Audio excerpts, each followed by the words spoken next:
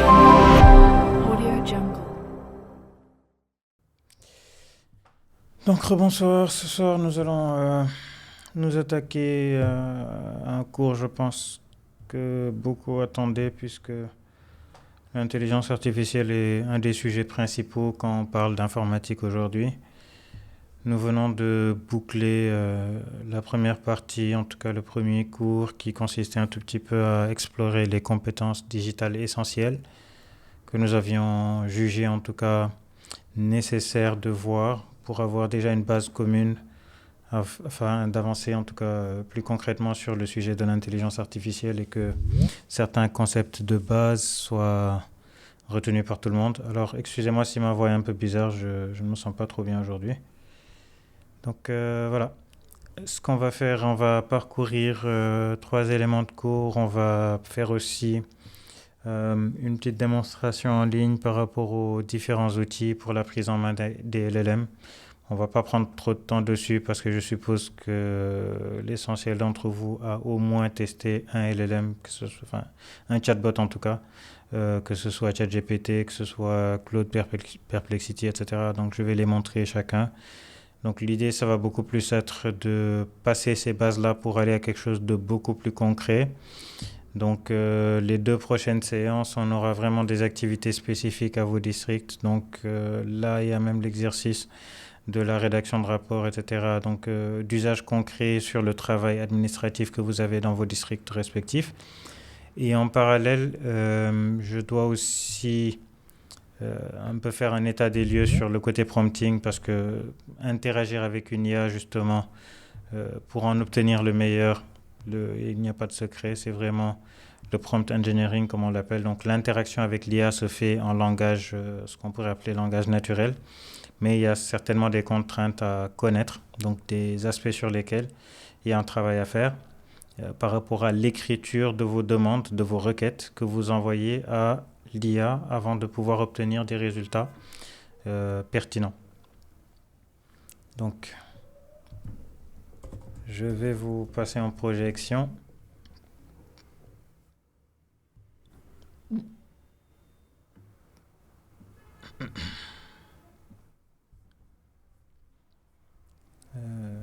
Ok.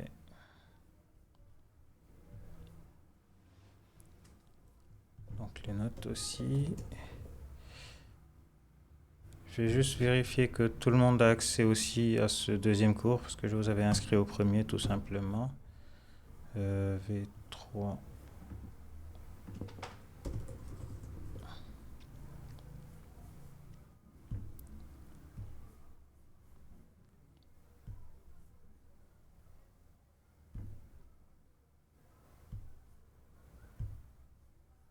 Parfait. Donc, compétences digitales essentielles pour les structures. Donc, le cours suivant qui va vous intéresser.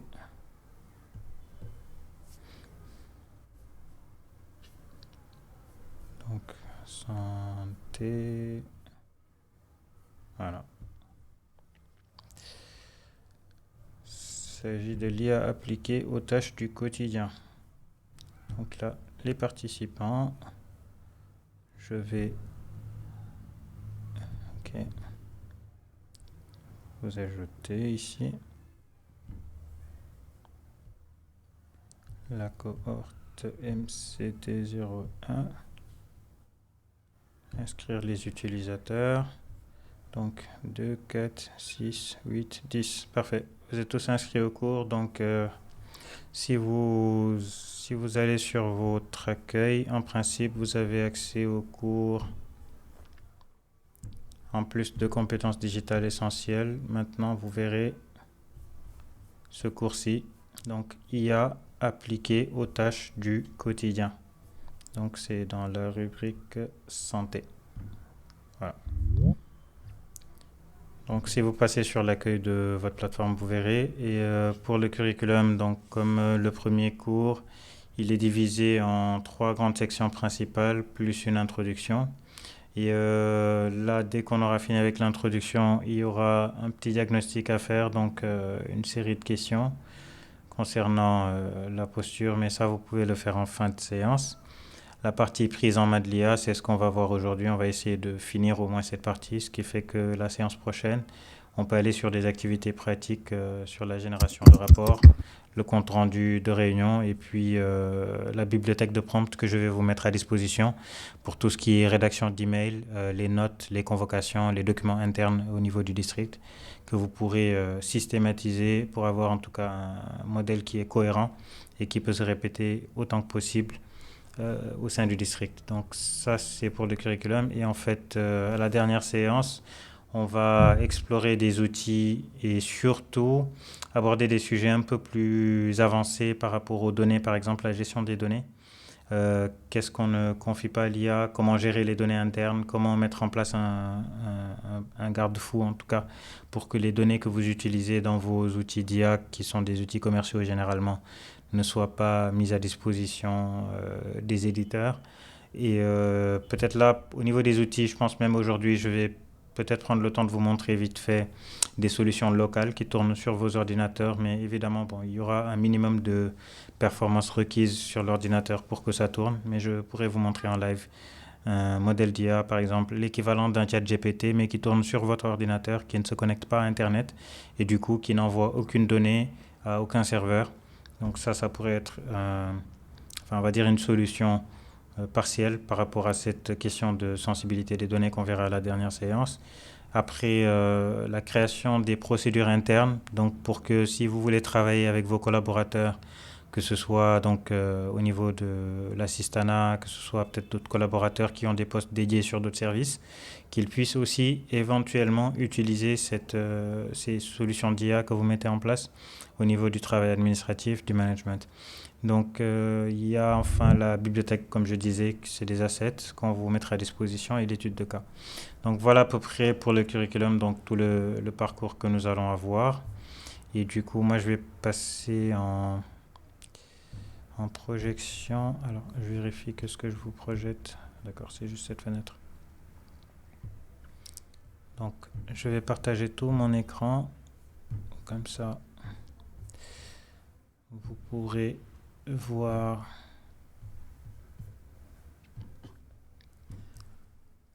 Voilà. Donc nous allons commencer par cette première section qui est une section d'introduction par rapport à notre formation. Ce qui a changé depuis le cours 1, donc le cours 1 dont je parlais à l'instant qui était les compétences digitales essentielles. Donc là, si vous avez parcouru cette première partie de cours, vous êtes déjà prêt. Vous avez déjà les bases nécessaires, vous avez déjà acquis les fondamentaux numériques essentiels, donc l'organisation des fichiers, une communication efficace par email et utiliser des outils collaboratifs. Ces compétences vous placent déjà au-dessus de nombreux collègues encore en difficulté sur ces sujets.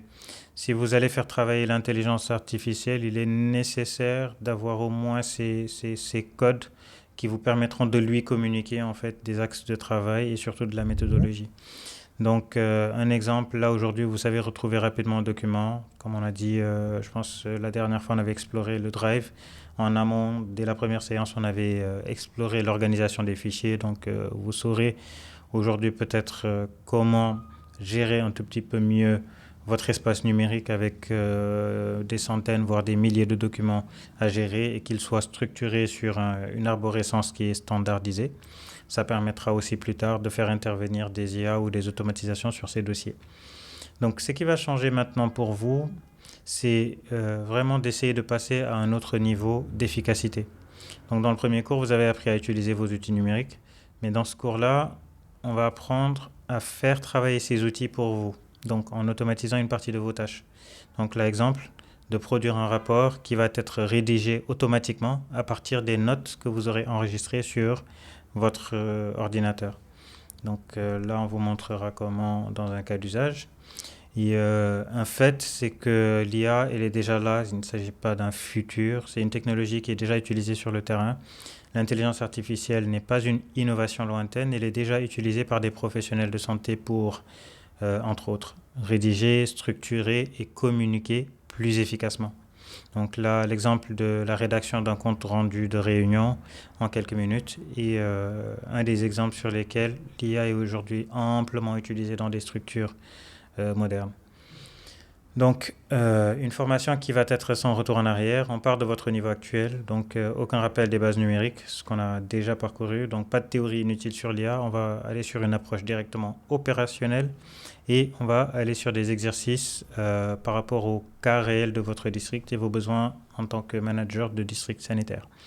Donc, les bases du cours 1, ce que vous avez déjà construit, donc, comme on l'a dit, l'organisation efficace des dossiers, excusez-moi, l'organisation efficace des dossiers, la communication professionnelle par email, l'utilisation des outils collaboratifs, la structuration des documents administratifs. Oh là là, les Sénégalais, ils ne savent pas quand vous dites que vous n'êtes pas disponible.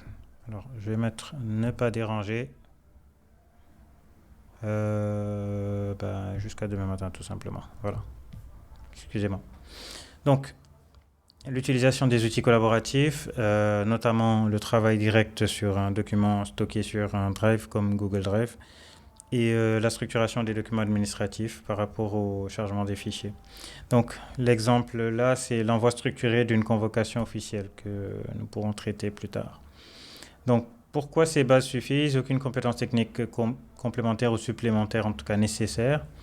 C'est que les outils d'intelligence artificielle fonctionnent comme une messagerie. Donc, quel que soit l'outil, que l'on parle comment cela s'appelle, de ChatGPT, de Perplexity, de Claude, en fait, quel que soit l'outil, parce que c'est juste des outils différents, mais globalement, l'approche d'utilisation de l'intelligence artificielle grand public, c'est tout simplement une messagerie. Donc là, vous écrivez une instruction et l'outil génère soit un document, soit tout simplement une réponse écrite que vous pouvez exploiter immédiatement. Donc là, c'est vraiment le b.a.-ba de toutes les IA. Il y a des IA qui sont sur d'autres volets. Bon, vous qui êtes dans la santé, peut-être vous avez déjà entendu parler de la recherche, de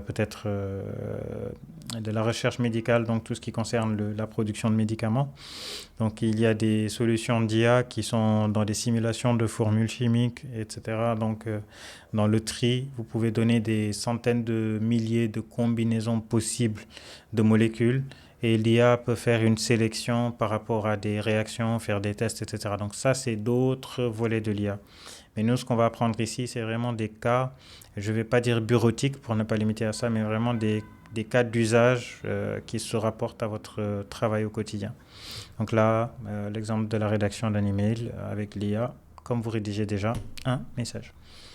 Donc le vrai changement que je vais essayer en tout cas d'implémenter chez vous, c'est de passer de l'utilisateur à l'orchestrateur.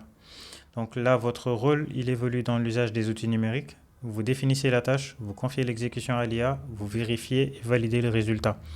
Là, généralement, comme je le disais, la plupart d'entre vous, vous utilisez des chatbots, messages-réponses. Mais l'idée, ça va être vraiment d'aller vers un statut d'orchestrateur, donc d'avoir la capacité de demander à l'IA de faire des choses. Alors, je vais peut-être donner je vais pas dire inconvénient, mais un petit bémol peut-être sur ce point bien spécifique, c'est que les chatbots grand public sont pour la majorité gratuits, ou en tout cas l'essentiel de leurs usages sont gratuits, mais tout ce qui touche à l'automatisation, la production de documents locaux, généralement il faudra au moins passer sur un plan payant. Donc, la quasi-totalité des chatbots existants, ils sont alignés sur le même pricing actuellement qui est de $20. Et ça représente à peu près 10-11 000 francs CFA que vous paierez mensuellement pour avoir accès aux outils qui vous permettent de travailler en local sur votre compte. Bon, ça c'est une dépense que vous pouvez être prêt à faire pour avoir l'outil qui va vous faire vraiment des tâches automatisées, etc. Et d'autre part, vous avez la possibilité, même avec les outils gratuits ou avec les formules gratuites, de générer des fichiers que vous pouvez télécharger. Donc évidemment, comme je le disais, la version gratuite n'est pas limitante. C'est juste que la version payante, même de base, parce qu'il y a plusieurs plans, mais le plan de base payant, généralement, vous ouvre un peu plus de possibilités que je vais vous montrer tout à l'heure. Donc, des exemples terrain et vraiment un gain de temps mesurable qu'on essaie d'atteindre. Donc, un rapport mensuel peut vous prendre jusqu'à 2 heures. Avec l'IA, vous pouvez produire une première version très structurée en moins de 20 minutes. Donc, par rapport aux techniques d'écriture qu'on avait vues dernièrement sur la structuration d'un rapport. Donc là, ça peut être des notes de supervision que vous donnez à une IA pour qu'elle vous produise, selon le format qu'on aura mis en place, un rapport qui est complet et structuré. Ce qui fera que vous n'aurez qu'à éventuellement consulter le résultat, faire d'éventuelles corrections et puis livrer ce rapport.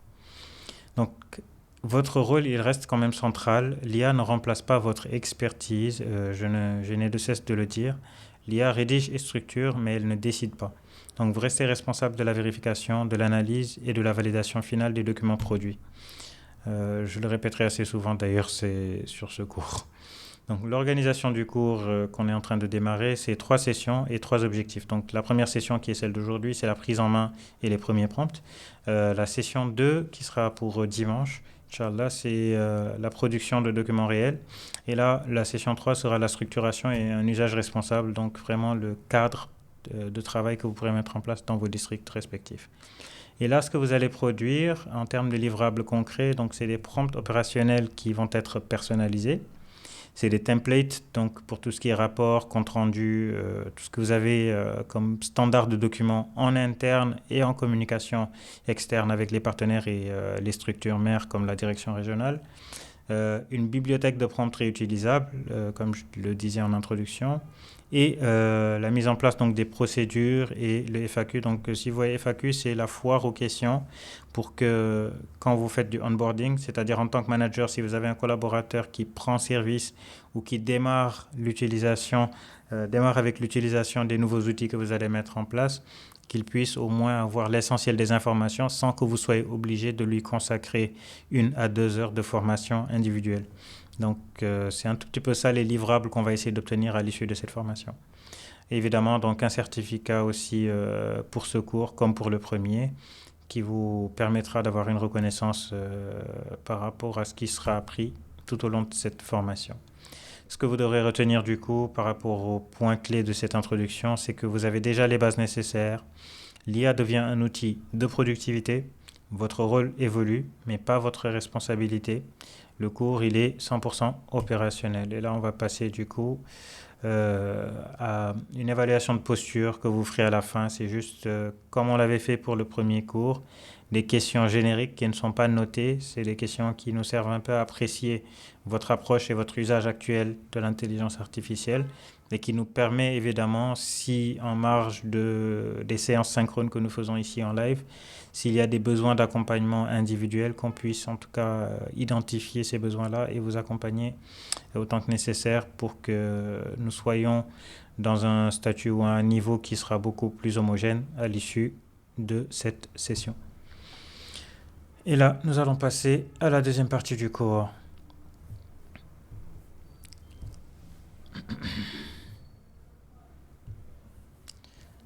Donc là, je vais vous présenter un point essentiel et juste avant de montrer cela, comme toujours, si vous passez sur le cours en offline, donc sur la plateforme, ce que je viens de projeter est déjà disponible dessus.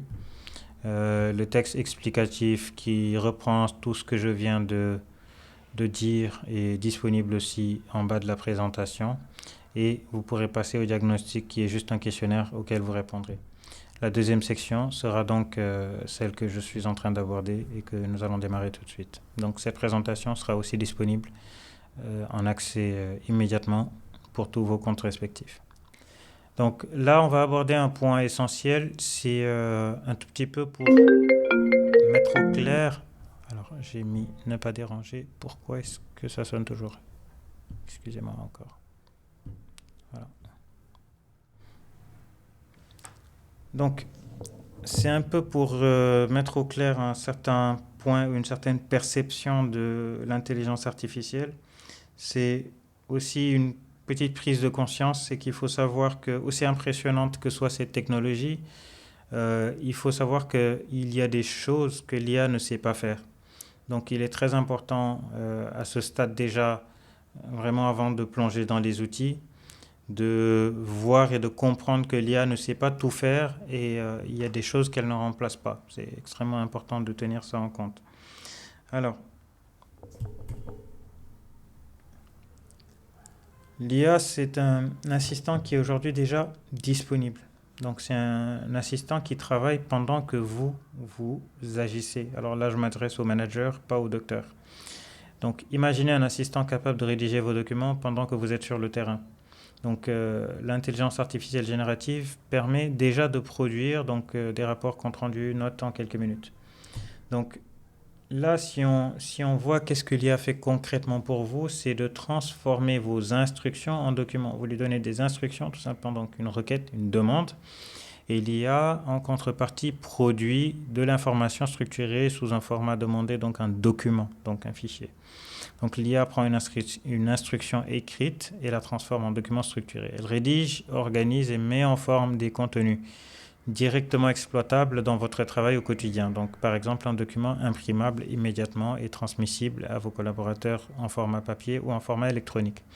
Mais là, une précision importante, c'est que le résultat, il est utile, mais toujours, toujours, toujours à vérifier. Les documents produits par l'IA sont souvent exploitables immédiatement, mais certaines informations peuvent être incorrectes malgré une apparence très professionnelle. Je vous donne un exemple. Là, pour faire un business plan, le business plan il est beaucoup plus complexe. Je vais plutôt parler d'un devis de bâtiment. J'ai eu il y a quelques mois un client pour lequel je faisais un projet d'immeuble. Et au moment de faire le devis, parce que j'ai déjà un modèle de devis basé sur les chiffres au Sénégal, donc je remets à l'IA toutes les ressources pour qu'elle me produise un devis équivalent, mais basé sur les données du nouveau projet, donc sur les données de l'immeuble. Par contre, ce qui s'est passé, c'est qu'effectivement, il y a eu ces derniers mois quelques variations assez conséquentes sur certains matériaux et qui ont un effet exponentiel sur le résultat. Donc, je me suis retrouvé effectivement avec un devis qui était très loin de la réalité. Mais si je n'avais pas peut-être le réflexe de consulter les tableaux, parce que vraiment le devis que l'IA avait produit était magnifique, donc les tableaux étaient bien structurés, il y avait de la cohérence, les calculs étaient justes, sauf que les données de départ étaient en partie erronées parce que l'IA est allé chercher du coup des chiffres relatifs au coût des matériaux qui n'étaient pas les vrais coûts actuellement sur le marché. Donc effectivement, le livrable final ne montre pas des coûts au détail, il voit des coûts en gros. Donc si l'utilisateur n'a pas le réflexe de s'arrêter pour consulter les données sources ou en tout cas valider les données sources et vérifier que les résultats sont basés sur les bonnes données de base, vous risquez évidemment de produire un livrable qui est loin de la réalité. Et c'est vraiment un point de vigilance sur lequel je tiens à attirer votre attention. Et par rapport à ça, j'insiste aussi sur un deuxième point qui n'est pas souvent dit parce que c'est contre-intuitif par rapport au marketing de l'IA. Sachez que l'IA, par nature, elle est très très très complaisante. L'IA peut faire une erreur, vous la corrigez, vous lui dites tu t'es trompé sur ça, elle va vous dire ah tu as raison. Donc je vais me corriger, ta. Donc elle va produire de l'information basée sur la correction que vous lui avez faite. Vous avancez un peu et vous lui redites tu t'es trompé, ce n'est pas ce que je veux, et vous lui donnez des raisons qu'elle jugera valables pour dire qu'elle s'est trompée. Elle va encore dire que vous avez raison. Donc, si vous faites le test avec n'importe quelle IA, que ce soit ChatGPT, que ce soit Claude, que ce soit un autre, aussi puissante que soit l'IA, elle est très complaisante. Vous lui dites j'ai besoin de A, elle vous écrit A et vous lui dites non, j'avais pas dit A, en fait tu t'es trompé parce que tu n'as pas tenu en compte telle chose, elle vous dira que vous avez raison. Donc elle va vous produire le résultat B. Ensuite, vous faites exprès de lui dire que non, c'est pas B que je voulais et en fait ce n'est pas pertinent dans mon cas parce que c'est parce que cela. Vous allez voir que l'IA va vous dire ah oui, vous avez raison, elle va vous produire une réponse C. Ça veut dire qu'elle va continuer à vous produire des réponses différentes en vous garantissant que vous avez raison, ce qui peut nécessairement induire en erreur un utilisateur non averti. Donc, j'insiste sur le fait que l'IA, du coup, même si elle va avoir éventuellement des sources qui sont pertinentes, même si elle a une capacité de restituer une information bien structurée, généralement, elle a tendance à tout faire pour vous produire un résultat qui vous satisfait. Donc, qui vous satisfait tout simplement par sa présentation, par sa rapidité, par sa structuration, mais pas forcément par sa véracité. L'IA, aucune IA d'ailleurs, je pense, à ce jour, n'a des garde-fous euh, de vous assurer ou de vous garantir des résultats qui sont factuels. parce que justement, elle est censée tout simplement aujourd'hui être à votre service. Et ils ont un tout petit peu mis leur format de garde-fou pour vous dire l'IA peut faire des erreurs et tout. Mais vraiment, je tenais à passer sur ces deux points de vigilance avant d'avancer.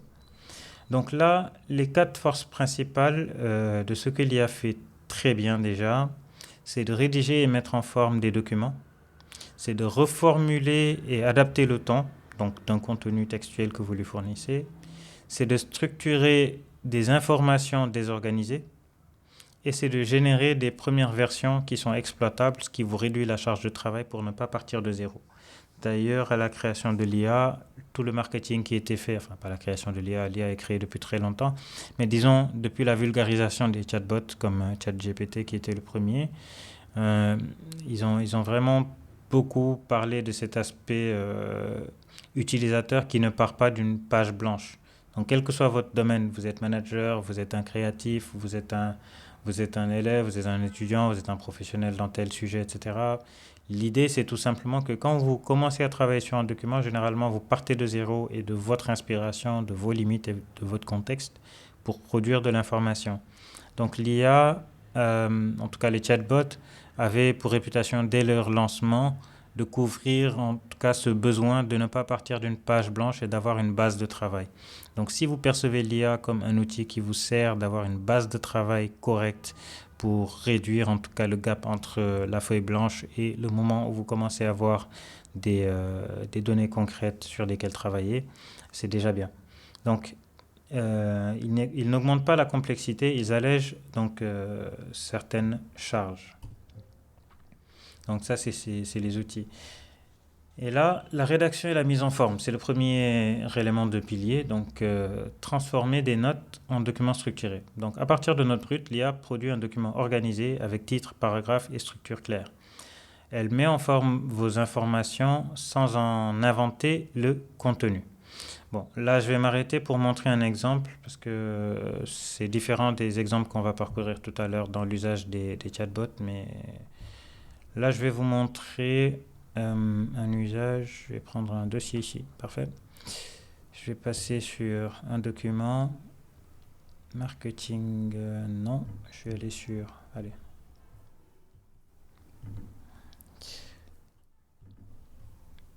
Je vais aller sur... IADEF, ok. Donc, je vais vous montrer un document. Tac, tac, tac. Session 1, quiz, voilà. Bon, disons ce document-là, je le passe en plein écran pour que vous voyez ce que c'est. Donc c'est juste une note brute, donc vous voyez vraiment sans mise en forme, sans rien du tout. C'est ce qu'on appelle un format MD, Markdown. Les dièses ou les étoiles que vous voyez ici indiquent à l'ordinateur là où il devra considérer que c'est un titre et là où il devrait mettre en gras certaines choses, etc. Mais le format écrit que vous voyez sur mon écran, il est vraiment brut et impossible à présenter en l'état à un humain. Donc l'ordinateur le comprend parce que les dièses, il sait que c'est les entêtes de paragraphes, etc. Il sait que les étoiles, c'est pour qualifier du gras ou de la mise en forme ou du surlignage, sans plus. Mais un humain qui lit n'a pas l'habitude de lire un document sous cette forme-là. Donc tout ce qui est surlignage et mise en forme visuelle passe par en fait, la mise en forme réelle qu'on a tendance à voir sur des documents, avec des différences de taille de caractères, etc. Donc, pour éviter d'avoir à fournir un document patte de mouche comme ça à vos collaborateurs, supposons que ce soit juste des notes que j'ai écrites, voyez, sur un outil texte. Vous voyez, c'est vraiment basique. Donc, c'est juste un outil texte. Je prends mes notes par rapport au cours que je vais faire et tout. Et je vais donner à une IA. Alors là, je vais vous montrer un cas spécifique. Moi, c'est un outil donc, que j'ai mis en place pour convertir ce MD en un format qui est lisible et exploitable. Donc, je vais ouvrir mon document, tout simplement. Alors, je vais passer sur... Voilà. Donc, vous voyez bien, j'ai juste copié le texte, le coller sur mon outil. Donc, c'est un outil conçu avec l'IA. Et si je lui dis convertir, donc sur la partie de droite, vous allez voir ce qui va se passer. Regardez la mise en forme. Donc, il n'y a que le texte qui est à gauche qui l'a absorbé. Et en moins d'une seconde, j'appuie sur le bouton convertir. En moins d'une seconde, j'obtiens un document comme ça. S'il y avait des tableaux, s'il y avait des... Voilà, etc. Il saura les placer, il saura faire les mises en forme nécessaires. Donc, juste pour vous dire que c'est un gain de temps énorme, parce que en bureautique, si vous passiez sur Word, vous devriez éventuellement le faire manuellement, titre par titre, etc.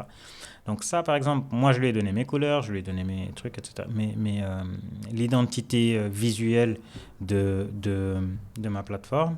Donc là, si je reviens sur le coding, alors je vais passer sur le dossier parent et je passe en colonne. Il y a l'identité visuelle. Production, identité visuelle. Alors voilà.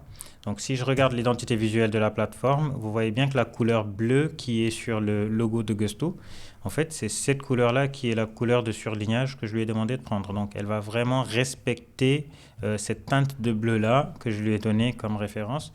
Donc chaque document que je produis qui concerne Gusto déjà, cet IA ou cet outil en tout cas produit avec l'IA, c'est déjà dans quel format le mettre. Pourquoi je précise ça? Tout simplement, c'est que je l'avais dit tout à l'heure en introduction.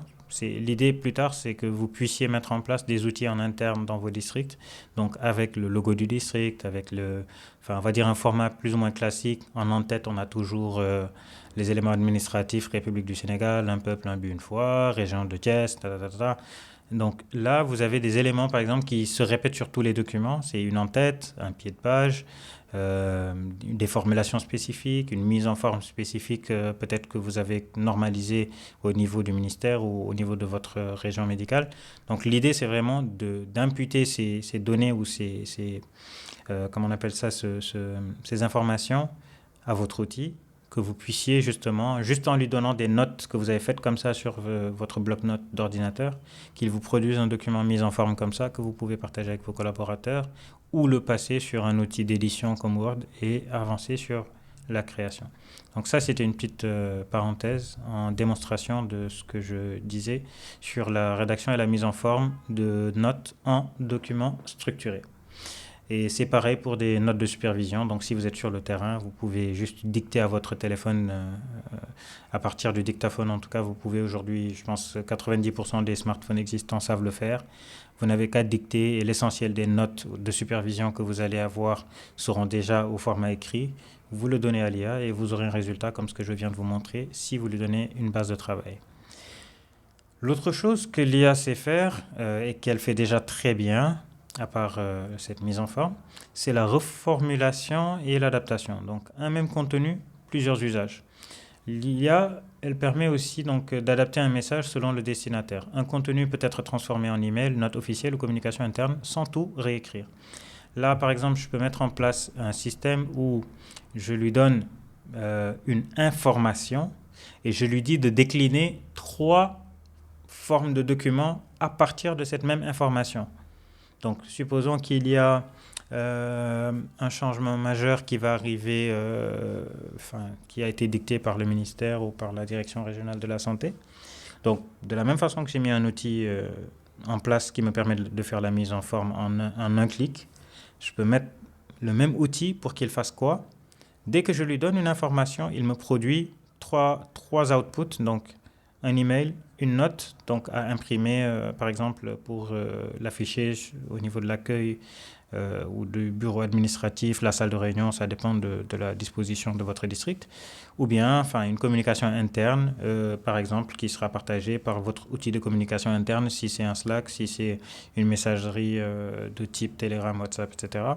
L'idée, c'est justement de créer un outil qui aura cette fonction-là. Vous lui balancez une information, ou bien un document que vous a envoyé le ministère, et cet outil-là que je viens de vous montrer, par exemple, qui tourne en local, c'est pas une IA qui est en ligne, etc. Ça tourne carrément en local sur un ordinateur, donc il n'y a pas de données qui fuitent ou qui partent nulle part, ça se fait sur l'ordinateur.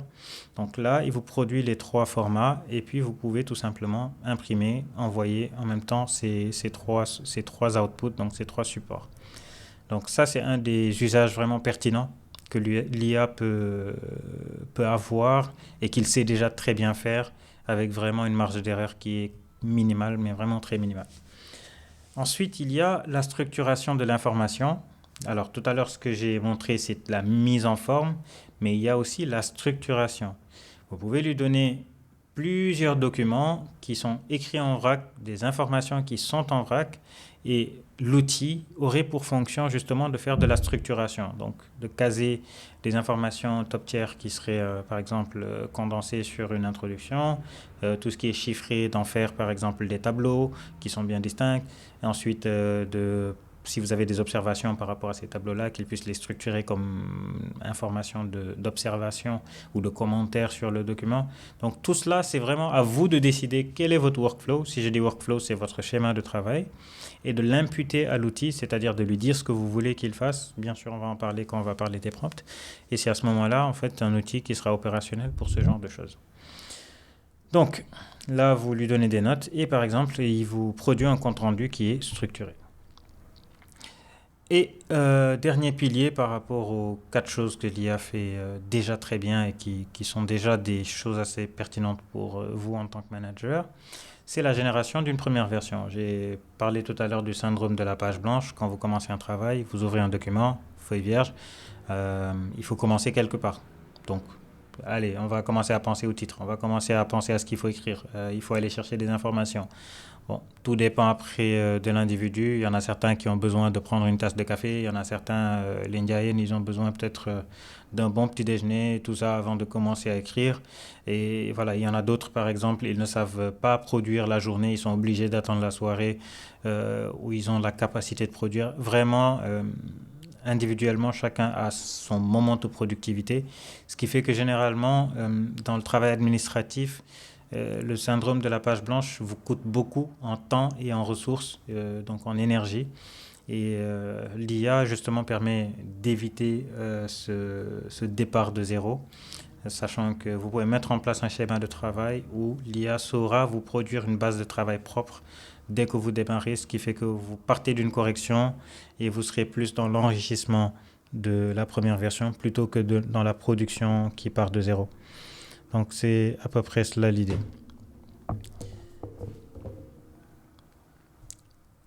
Excusez-moi. Donc on va passer à la suite.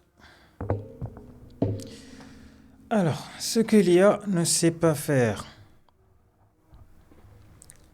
L'IA ne connaît pas votre terrain. Donc, l'IA ne connaît pas votre district.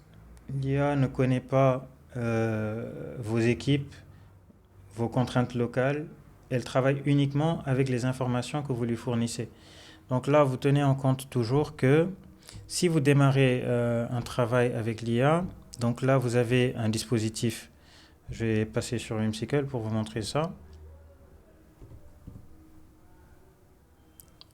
Alors, note où, mais oui, voilà.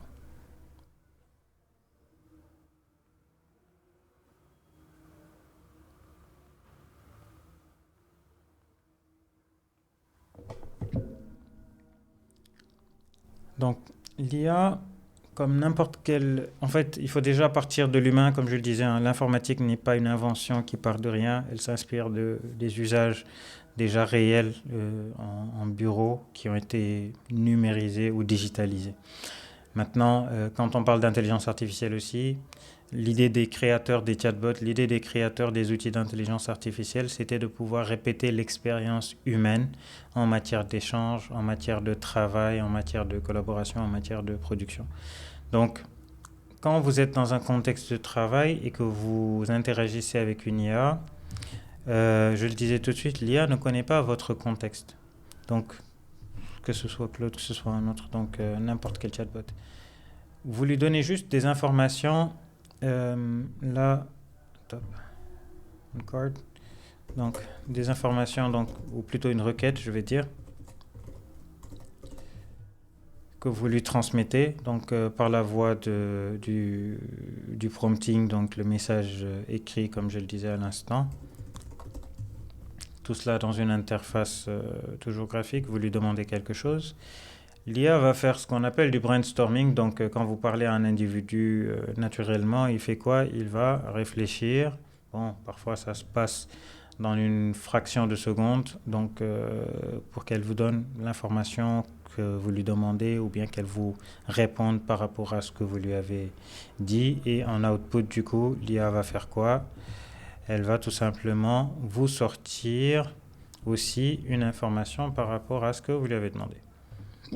Et ça, c'est ce qu'on appelle l'output. Désolé. Donc là, output. Donc,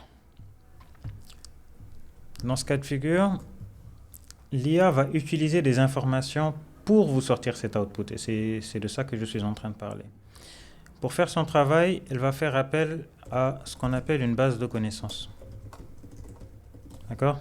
Quand vous demandez à quelqu'un une information, elle va s'appuyer sur ses souvenirs, ses informations qu'elle a, donc pour faire ce travail de réflexion et vous fournir des informations. C'est comme quand vous posez une question banale de type combien y a-t-il de peut-être de tels médicaments dans le stock.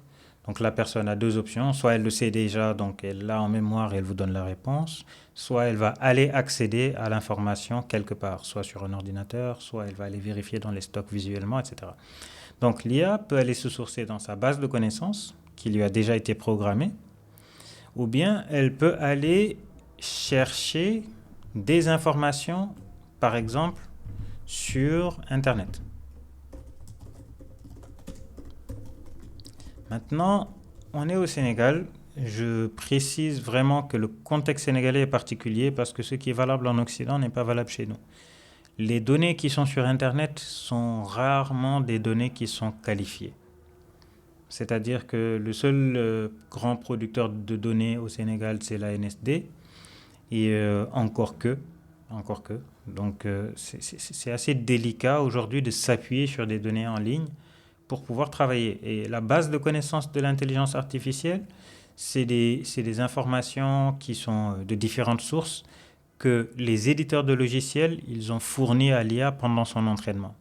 Pourquoi je vous parle de tout ça ? C'est pas pour aller dans le technique, mais juste pour vous alerter sur le fait que l'IA aussi, intelligence qu'on puisse l'appeler, n'a pas les bonnes bases d'informations pour vous fournir un travail de qualité par rapport à votre contexte réel. Par exemple, aujourd'hui, pour aller chercher les informations sur la démographie de votre district, rien que ça, c'est tout un parcours de combattant pour obtenir des informations fiables et à jour. Donc, il est extrêmement important à ce stade de votre processus déjà d'anticiper cette faiblesse de l'IA. Et qu'est-ce que vous pouvez faire pour contrebalancer ce manque, pour obtenir des résultats qualitatifs ? C'est d'envisager à l'issue de cette formation de travailler sur une base d'informations personnalisée. Moi, je vous recommanderais vraiment d'avoir aujourd'hui le réflexe d'aller vers une base de connaissances personnalisée. Donc, si vous avez des sources, donc une base de connaissances locale, d'accord, et personnalisée. Si vous avez des ressources, des ressources documentaires, parce que à l'intérieur de votre district, peut-être que à la fin de chaque année, vous avez déjà des rapports qui sont à jour.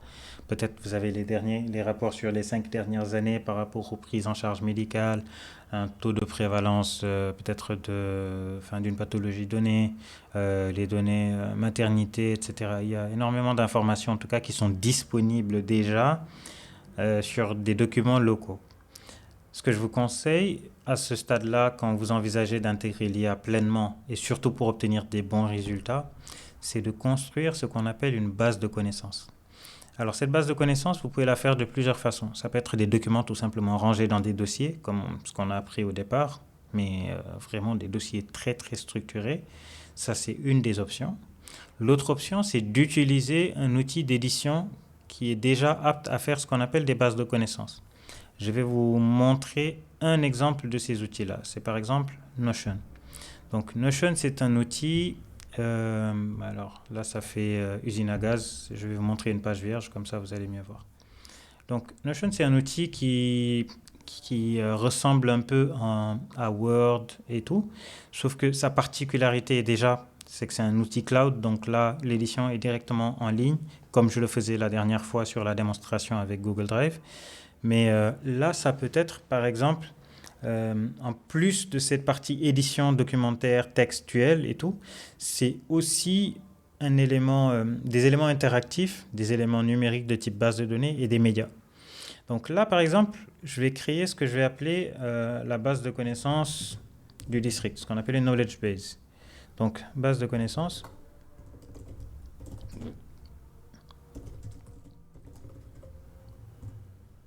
District. Voilà. Bon, district A. Disons.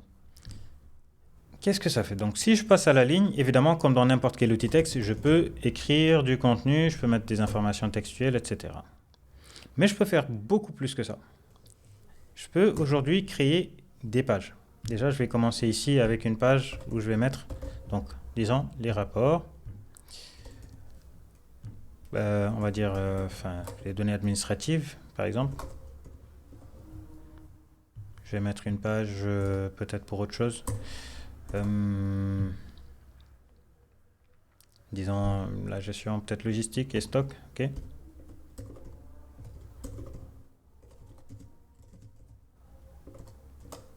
D'accord.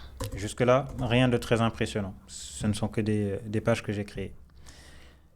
Alors, le format de données, ce que peut-être Word ne sait pas faire ici, que Notion sait faire très bien, et il y a des équivalents de Notion évidemment, c'est par exemple là de créer des bases de données. Donc là, imaginons que je vais créer une table. Bon, je vais le faire dans logistique, c'est là où ce sera plus pertinent.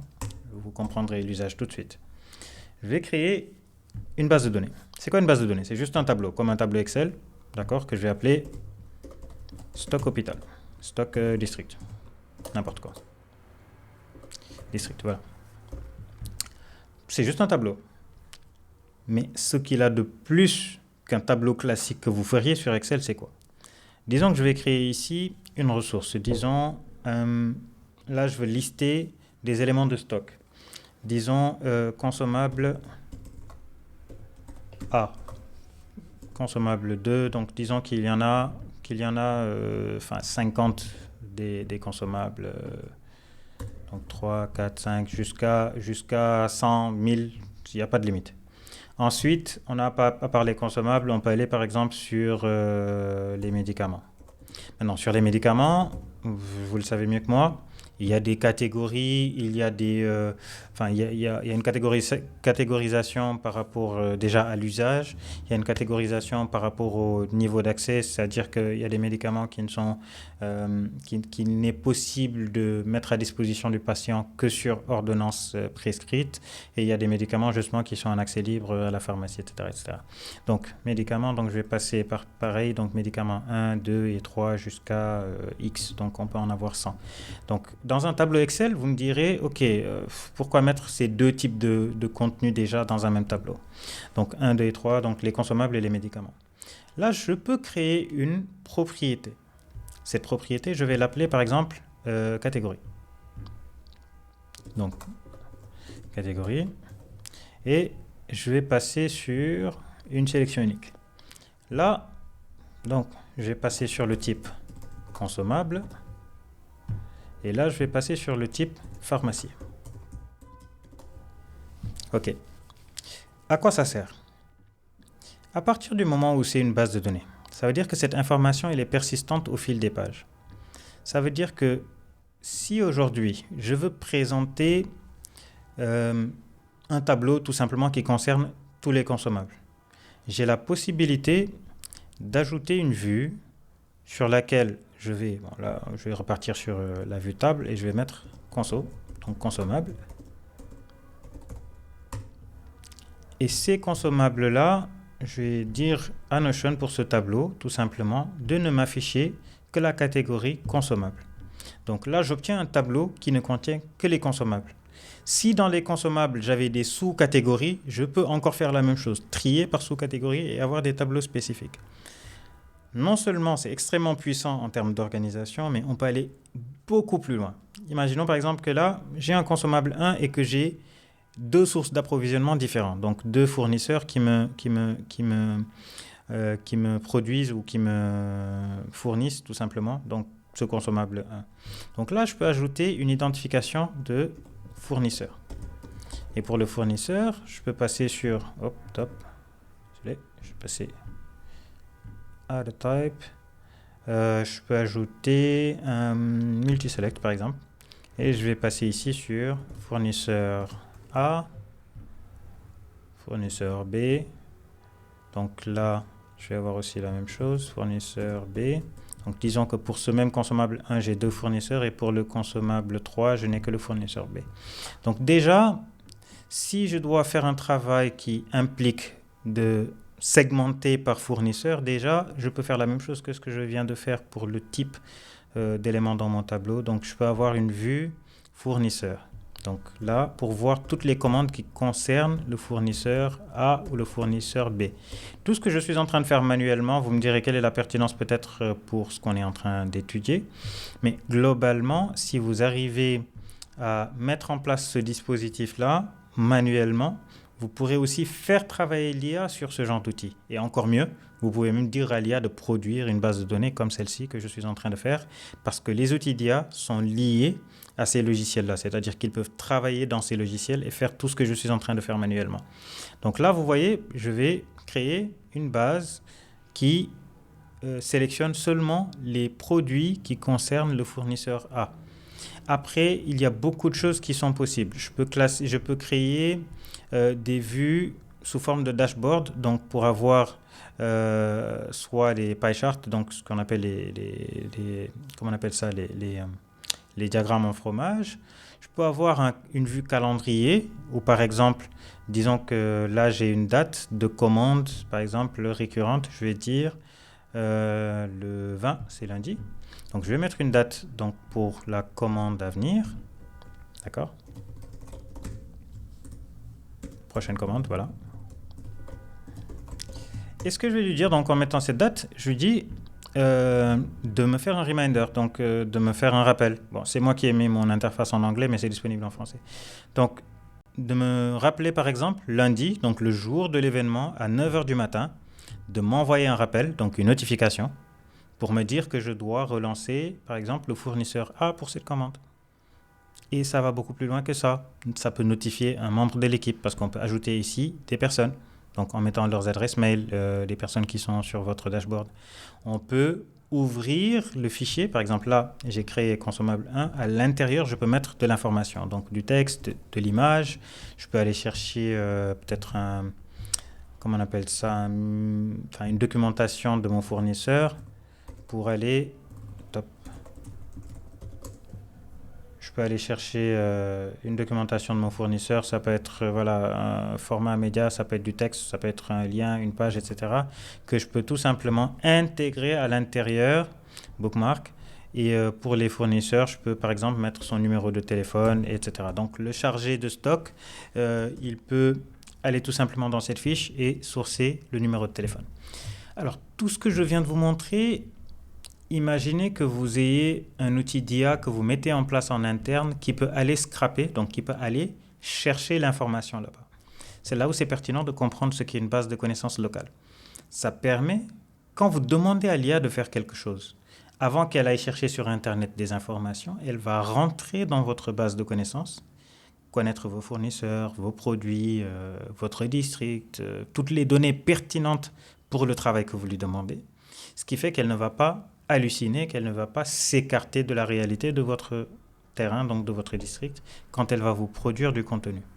Voilà globalement en fait ce à quoi en tout cas sert la base de connaissances et pourquoi c'est un point extrêmement important sur lequel j'attire votre attention, qui est un travail que je vous demanderai individuellement d'envisager si vous voulez vraiment implémenter l'IA et obtenir le meilleur résultat de ces technologies quand vous l'utilisez dans le cadre de l'administration de vos districts respectifs.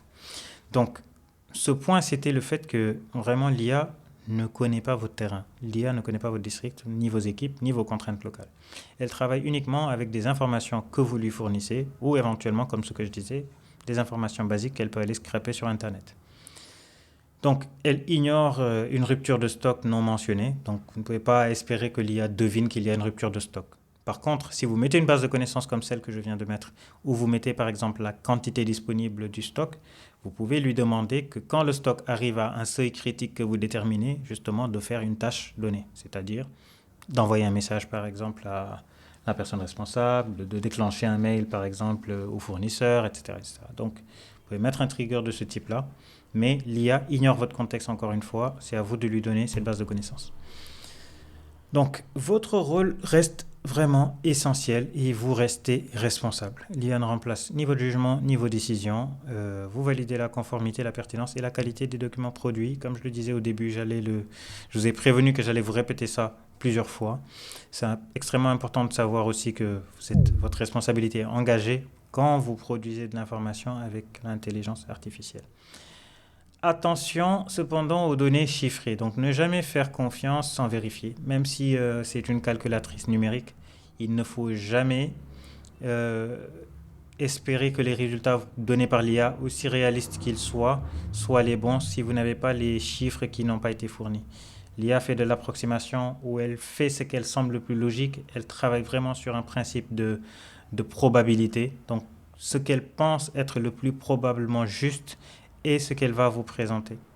Donc, des chiffres non fournis, attention, l'IA va aller prendre ces informations et les mettre à la place. Les statistiques, il faut vérifier si c'est des sources officielles. Donc, si vous avez déjà une source officielle que le ministère vous demande de consulter s'il s'agit de produire de la documentation, dites à l'IA justement de s'appuyer sur cette source et uniquement sur cette source-là. Même pareil s'il s'agit de partenaires de votre district. Les données de terrain, c'est vos registres, donc c'est des informations que vous avez prises sur le terrain sous forme de notes écrites, sous forme de reporting, donc de rapports. Mais en tout cas, c'est des données de terrain que vous lui donnez. L'IA ne va pas aller les chercher. Mais il ne faut jamais faire confiance aux données qu'elle va générer si vous avez des données de terrain que vous ne lui avez pas fournies et que vous voyez des résultats qui sont proches de ce que vous pensiez ou ce que vous pensez être juste. Donc, les références, donc attention à toujours être sûr que les références qui sont données par l'IA sont des références valides. Donc c'est à vous de les valider. Parfois, elle va aller chercher des sources qui sont non conformes, mais elle peut aussi s'appuyer sur des référentiels qui ne sont pas les référentiels du Sénégal. Par exemple, vous pouvez avoir des codes ou des réglementations qui sont différentes dans d'autres pays, mais évidemment, l'IA ne connaît pas ou n'a pas accès à la réglementation locale.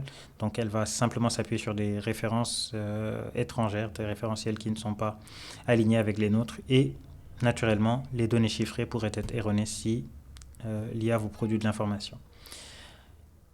Un autre concept très important à connaître sur les faiblesses de l'IA, c'est l'hallucination.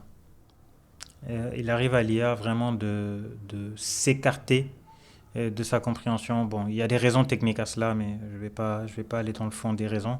Ce qu'il est important de savoir, c'est que l'IA, elle vous débite de l'information, mais extrêmement rapidement, et elle cherche à vous donner enfin, elle va travailler le plus paresseusement possible, c'est-à-dire vous donner l'information qui semble la plus satisfaisante possible sans aller plus loin, tant que vous ne le lui demandez pas, tant que vous n'avez pas une certaine capacité de jugement derrière pour lui demander de le faire. Donc l'IA, par défaut, elle a tendance à produire ce qu'on appelle des hallucinations dans le domaine du prompting.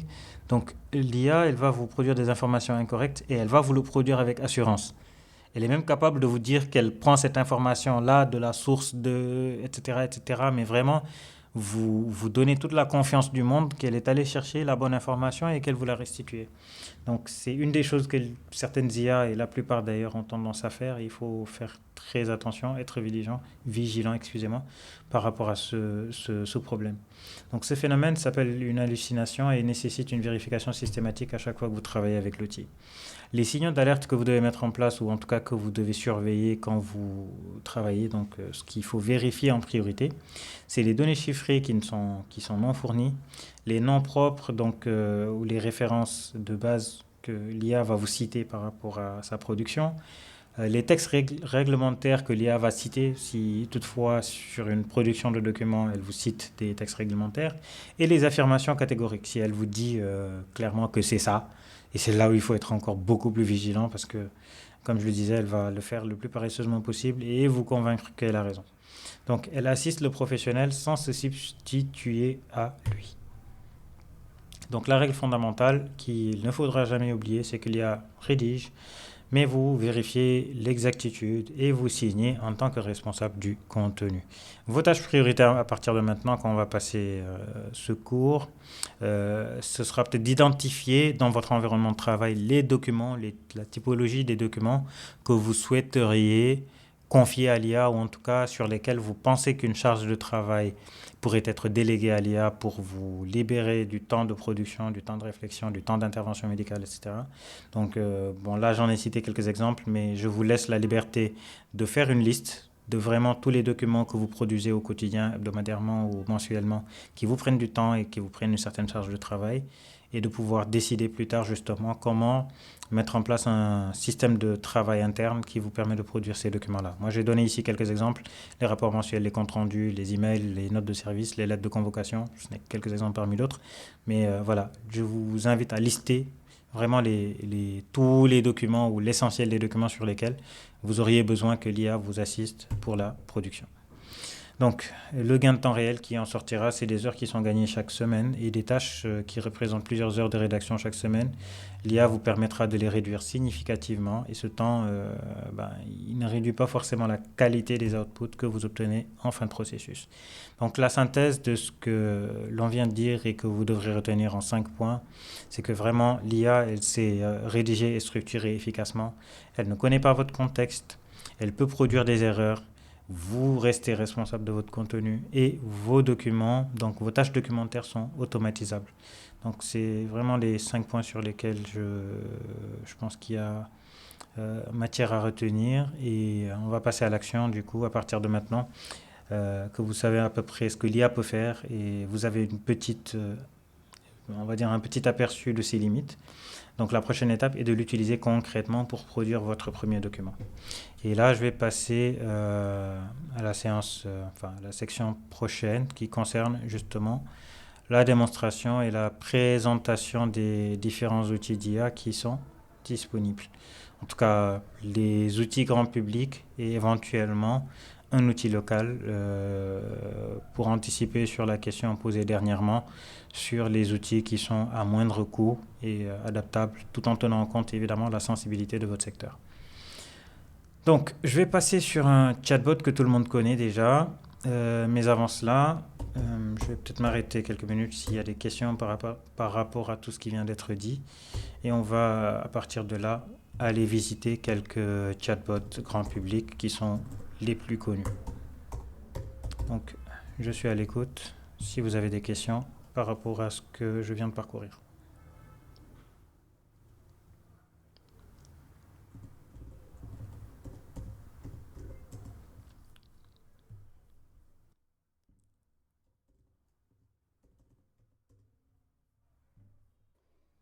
Oui, bonsoir Babacar. Bonsoir, Ça va, vous allez bien? ça va très bien, alhamdoulilah. Ah, merci, c'est Docteur Dia, c'est Docteur Docteur Dia. Dia. Donc, on a bien suivi. Mhm.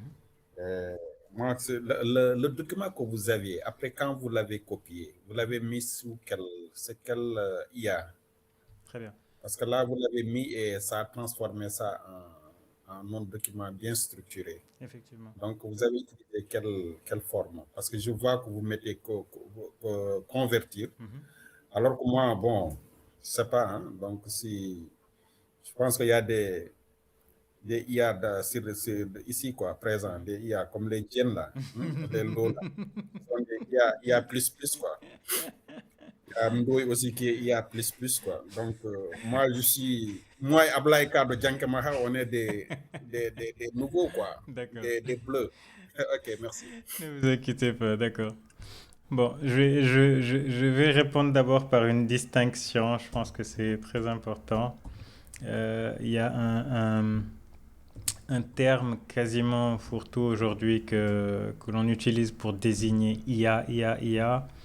Bon, là, disons qu'on a ce qu'on appelle des chatbots. Donc, les chatbots, c'est ce que tout le monde connaît quasiment. Donc, celui que tout le monde connaît déjà, c'est ChatGPT, en tout cas qui a vraiment été l'outil de vulgarisation des chatbots. Donc, c'est le tout premier.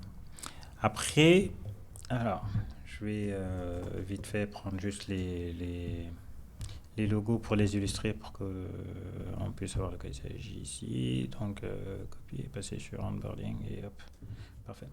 Bon, disons qu'on a ce qu'on appelle ici des chatbots. Moi, je vais les mettre dans un groupe. Comme ça, vous allez bien comprendre ce que j'ai utilisé et sa différence avec ceci.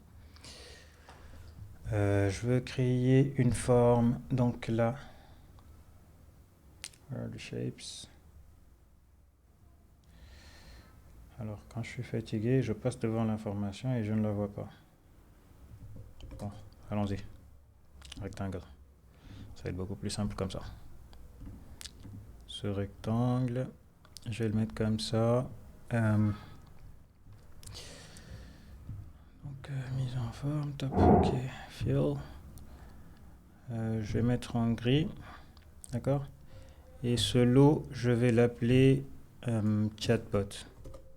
Donc ça, c'est les outils que vous connaissez qui sont des outils grand public. Donc les Claude, les ChatGPT, les Perplexity, DeepSeek, Mistral, Gemini, etc. Il y en a franchement peut-être des centaines. Mais les plus connus sont ceux que je viens de citer. Donc, ces chatbots, ils font ce que j'ai dit tout à l'heure, c'est-à-dire vous leur donnez un message, ils vous retournent un message. Au mieux, ils vous retournent un document. Certains d'entre eux, parmi ces chatbots, savent le faire. Donc là, par exemple, ChatGPT, je lui dis, produis-moi un markdown. Un markdown qui serait un rapport fictif. Donc un rapport fictif...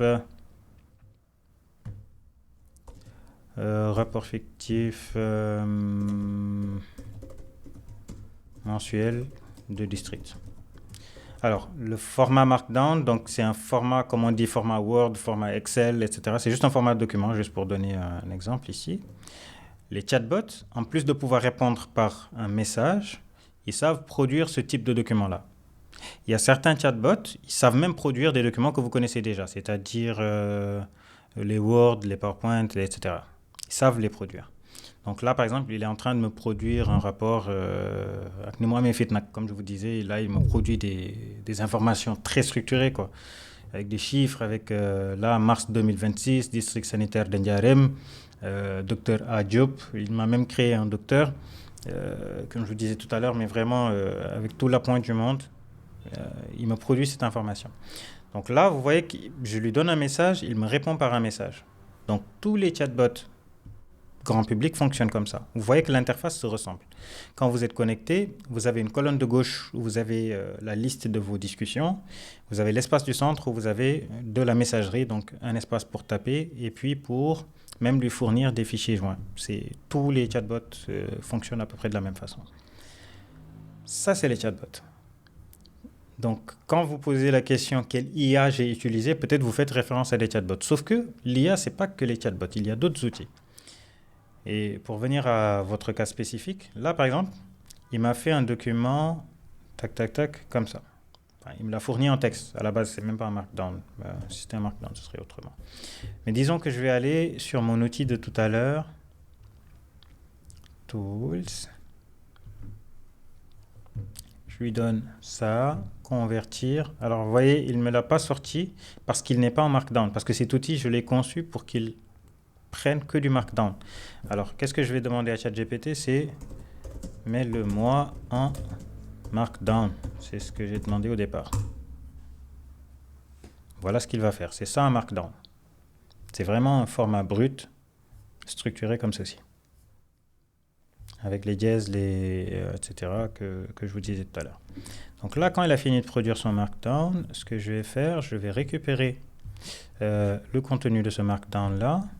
Je le mets dans mon outil et vous allez voir la différence. Donc, effacer tout. Et je mets ça et je fais convertir. Et là, vous avez la mise en forme. Parce que cet outil, je l'ai conçu pour qu'il comprenne du markdown. J'aurais pu lui demander de comprendre un autre format de fichier. Et pour revenir à votre question, à ce moment-là, il faut que je vous parle d'autre chose que les chatbots. Donc, les chatbots, input, vous leur donnez de l'information. Message plus fichier joint, etc. Et ils vous sortent de l'information. C'est ça leur boulot. Mais au-delà des chatbots, il y a des outils, d'accord, qui sont dopé ou non à l'IA. Donc là, je vais y venir. Il y a des outils.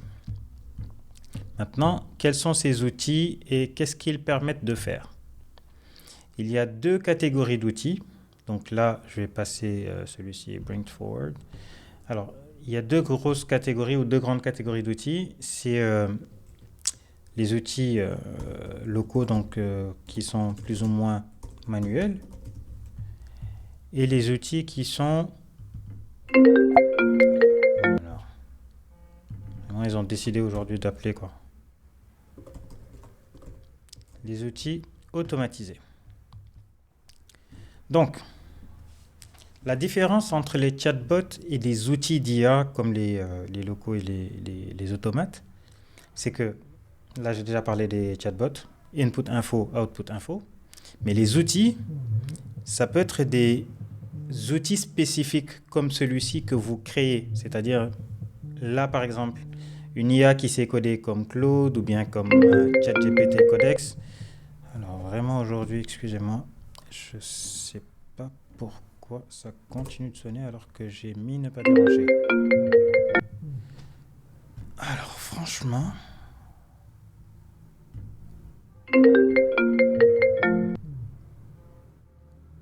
J'espère que vous n'avez pas des gens comme ça au Sénégal. Donc je vous le disais l'autre jour sur le choix de l'outil de communication. Les Sénégalais, ils n'ont pas la culture du téléphone. Ils ne savent pas que quand vous raccrochez, c'est parce que vous n'êtes pas disponible. Voilà, excusez-moi. Donc, quand vous avez des chatbots comme ça, vous pouvez leur demander de concevoir des outils. Donc, ce qu'il faut savoir, c'est qu'un outil, quand je dis outil, c'est comme quand je dis logiciel. Donc, un outil, considérez-le comme un logiciel, tout simplement. À la place d'avoir un logiciel qu'un éditeur vous fournit, l'IA peut vous permettre de créer des outils personnalisés. Donc la réponse à votre question, c'est que je n'ai pas utilisé une IA pour convertir, ce n'est pas ce que j'ai fait. J'ai utilisé l'IA pour concevoir un outil pour qu'il me règle un problème bien spécifique. Et cet outil, le voici. Je lui ai dit que j'ai un problème. Généralement, mes documents, ils sont dans un format brut parce que moi, j'utilise des outils de prise de notes, comme ici. Donc, vous voyez, il y a des milliers de notes sur n'importe quel sujet. Vous voyez, j'ai des notes, des listes à n'en plus finir.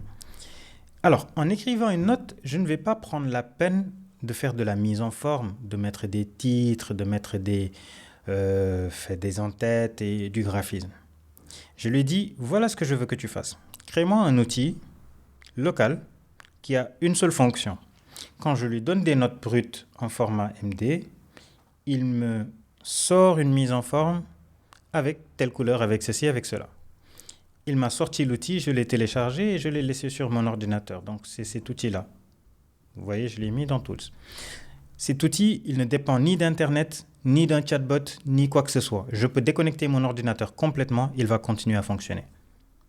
Donc ce que je suis en train de vous dire, c'est que vous pouvez créer des outils pour des besoins très spécifiques, personnalisés. Donc, ce n'est pas forcément des IA. Ces outils-là ne sont pas des IA en soi, mais c'est tout simplement des micro-logiciels, si je peux le dire ainsi, pour que ce soit mieux compréhensible. C'est des logiciels que vous allez créer ou des dispositifs que vous allez créer qui tournent sur vos ordinateurs et qui peuvent faire des tâches bien spécifiques. Tout à l'heure, pendant l'introduction, j'ai cité l'exemple des rapports. Donc, vous pouvez créer un outil qui a une seule fonction. Vous voulez balancer toutes les notes de supervision et il produit un rapport sur la base de ces notes. Ou par exemple, il fait de la structuration, de la mise en forme en classant par exemple les informations par date. Des choses comme ça. Donc, vous pouvez créer vraiment des outils spécialisés qui font une seule chose. Idéalement, une seule chose. Des outils peuvent faire plusieurs choses, mais là, je vous dis idéalement, une seule chose comme dans le cas que j'ai montré. Deuxième catégorie d'outils, c'est les outils automatisés. Là encore, ce ne sont pas des IA. C'est vraiment des outils à part entière qui peuvent travailler de concert avec l'IA, mais l'IA peut être orchestrateur. Et je vais vous montrer un cas pratique. N8N, qui est un outil d'automatisation. Zapier, Make, bon, il y en a plusieurs. Mais N8N est un outil qui est disponible open source, donc qui est gratuit. Voilà. Vous voyez ici, je vois une page, bon, pas blanche, noire, mais voilà, disons une page vierge. Okay. et je suis sur un outil qu'on appelle un outil d'automatisation. C'est quoi l'automatisation? C'est en fait une suite d'actions qui se passent automatiquement à partir d'un événement déclencheur. Je vous donne un cas pratique qui va vous parler. Disons que vous arrivez tous les matins à 8 heures à votre bureau et que vous devez faire peut-être 10-15 minutes de transport, peut-être 20-30 minutes, disons 30 minutes de transport pour arriver à votre bureau. Et vous voulez que à chaque fois que vous arrivez au bureau, toutes les notes de la veille qui sont dans le Notion que j'ai montré tout à l'heure ou bien qui sont sur un dossier donné que vous avez déjà préparé, vous voulez qu'il vous prépare une synthèse des notes de la veille ou par exemple de toutes les interventions qu'il y a eu la nuit à l'hôpital, donc dans le district. La source des données, encore une fois, c'est à vous de la fournir. Soit vous créez un dossier dans lequel vos collaborateurs, pendant la nuit, ils vont renseigner. Peut-être vous avez un dispositif déjà interne comment vous appelez ça? Une sorte de base de données dans laquelle vous mettez toutes les consultations qui sont passées pendant la nuit, etc. Donc, vous voulez que le matin, quand vous arrivez à l'hôpital, que vous ayez automatiquement on va dire un bird's eye view, c'est vraiment une vue d'oiseau, comme on dit, vraiment une perspective globale de tout ce qui s'est passé pendant la nuit dans le district, en termes d'intervention médicale, en termes de demande. Il y a deux façons d'automatiser. Soit vous le faites de façon récurrente, c'est-à-dire chaque jour à 8 heures, fais-moi ceci. Donc là, vous n'avez pas besoin d'appuyer sur le bouton pour qu'il démarre. La deuxième façon, c'est de mettre un événement trigger, c'est-à-dire un bouton sur lequel vous devez appuyer, par exemple, pour qu'il fasse le travail de collecte d'informations. Donc, ce premier événement, c'est ce qu'on appelle un trigger. Donc là, regardez, il y a le trigger manuel. Par exemple, si je clique sur un bouton, si j'envoie un message Telegram, si j'envoie un message WhatsApp, ou si je fais ceci ou si je fais cela, c'est le trigger. Quand je clique sur le trigger, il doit se passer quelque chose. Et là, vous voyez automatiquement AI en première proposition, donc intelligence artificielle. Ça veut dire que si je clique ou si j'envoie un message ou si j'appuie sur un bouton, je peux maintenant demander à l'IA de faire quelque chose. Et là, je vais mettre un agent. Supposons que je vais lui dire, mets-moi un agent qui va, par exemple, dès qu'il reçoit un message, faire, je ne sais pas, produire un rapport. Donc là, je vais mettre Drive. Donc Google Drive, crée-moi un document, create folder, no, I want to create a file. Voilà. Not till late. Create file from text. Voilà. Donc, vous voyez le schéma que vous voyez sur mon écran. Il y a un déclencheur, bouton, message, tout ce qu'on veut. Et là, l'IA va entrer en jeu pour capter une information d'une source donnée que vous avez définie. Par exemple, l'ordinateur qui enregistre toutes les consultations, toutes les interventions de la nuit. Et il va traiter cette information-là pour aller produire un rapport qu'il va me mettre sur mon Google Drive. C'est ça une automatisation. Et comme je disais, je le rappelle, il y a deux façons d'automatiser. Soit il le fait juste de façon récurrente sans que je n'ai rien à appuyer, donc qu'il le fasse tout simplement tous les matins à 8 heures. Et que quand j'arrive au bureau, le créneau 7h30, 8h, il fait ce travail-là. Soit il attend que je lui donne un déclencheur pour qu'il le fasse. Mais dans les deux cas, ça s'appelle de l'automatisation. Donc, ça, c'est des outils. C'est pour ça que quand on vous parle d'IA et que pourquoi vous avez l'impression, peut-être en utilisant les chatbots, vous vous dites que vous êtes limité parce que vous voyez peut-être d'autres faire des choses, vous dites, mais moi, l'IA que je connais ne sait pas faire ça. ChatGPT ou Claude ne sont que des types spécifiques. Bon, c'est plus des éditeurs à la base, c'est des entreprises tout court. Mais vraiment, ce que vous utilisez, ce qui s'appelle ChatGPT chez vous, ce qui s'appelle Claude, c'est juste la partie chatbot. Mais chacun de ces outils, que ce soit ChatGPT, que ce soit Claude, ils ont autre chose que le chatbot que vous connaissez. C'est-à-dire là, ce que je viens de faire devant vous avec un message et qui me répondent par un message, ça c'est la partie chatbot. Mais ce même ChatGPT, il dispose d'un outil qu'on appelle le codex.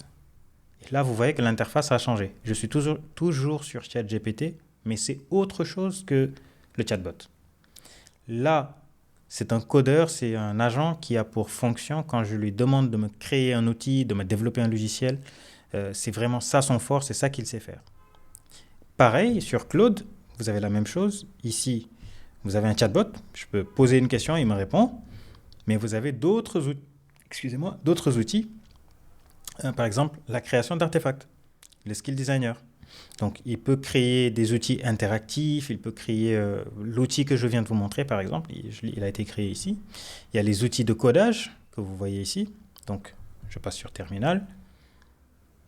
Donc, alors là, il me l'a montré sur Internet, mais en local, vous verrez mieux. Top. Donc, je vais passer sur Cowork. Voilà. Et je passe sur Cloud Code. Donc là, vous voyez que l'interface, elle a changé. C'est autre chose que le chatbot que tout le monde voit quand il va sur Claude.ai. Donc, ce que j'essaie de vous dire, c'est que pour l'instant, peut-être ce que vous connaissez, c'est le chatbot, mais sachez qu'il y a beaucoup d'autres outils qui sont disponibles et il y en a beaucoup qui vont vous servir justement à aller vers l'utilisation concrète de l'IA dans votre quotidien si vous comprenez en fait la différence entre le chatbot classique qui est grand public et les outils qui vous sont mis à disposition.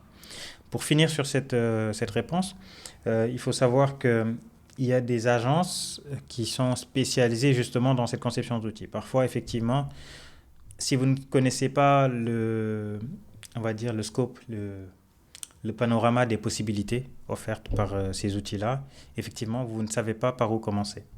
Donc l'idée, ça va être par exemple des fois de confier, de la même façon qu'on confie à un informaticien l'installation de logiciels, donc de confier à quelqu'un qui s'y connaît tout simplement la conception d'outils métiers.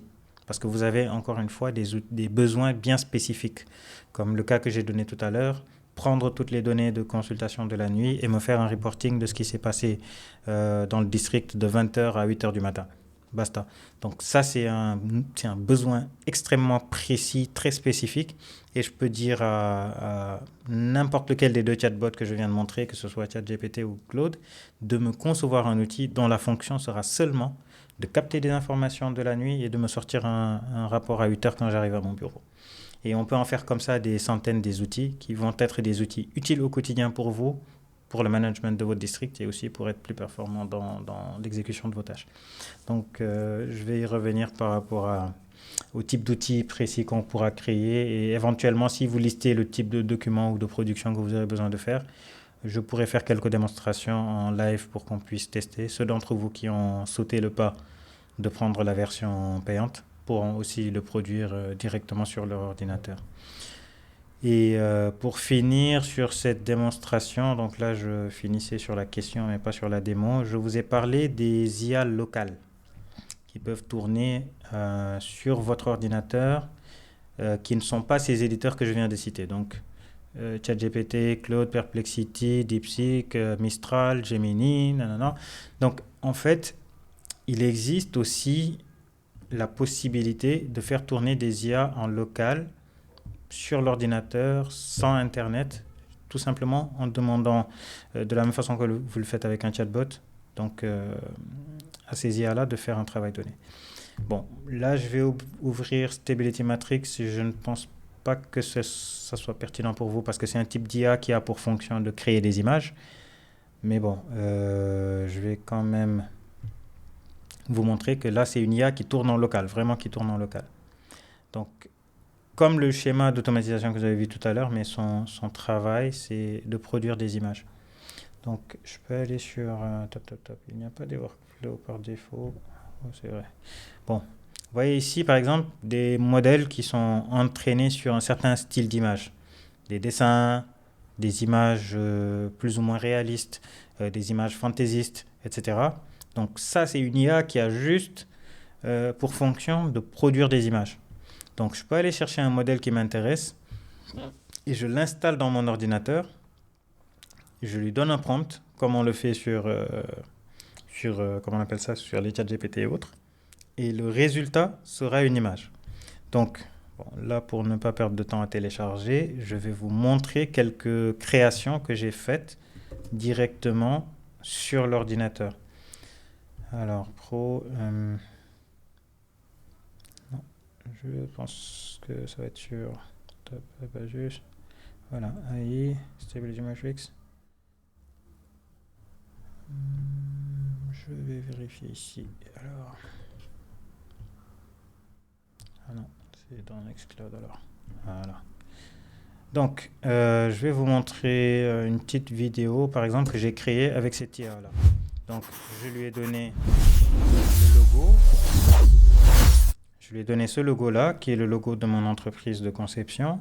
Je lui ai donné un flyer que j'ai conçu aussi avec l'IA et je lui ai dit de me créer une animation du logo qui se transforme en 3D pour venir devenir ça. Bref, c'est un prompting un peu long, mais globalement, l'IA en question a su produire cette animation-là. Tout ce que vous voyez là est faux, est créé à partir de rien.